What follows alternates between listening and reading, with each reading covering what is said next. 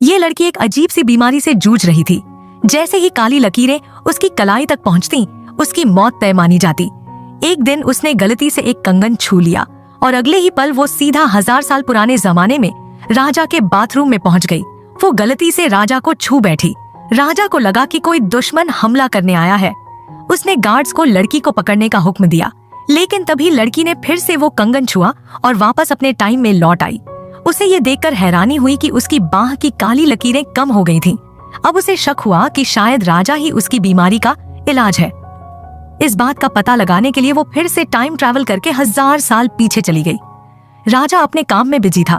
तभी उसे एक जानी पहचानी खुशबू आई। उसे समझ आ गया कि वो लड़की फिर से आसपास है। वो खुशबू को फॉलो करता है और उसे ढूंढ निकालता है। राजा कुछ बोल पाता इससे पहले लड़की ने उसे झट से किस कर दिया और फिर से अपने टाइम में गायब हो गई।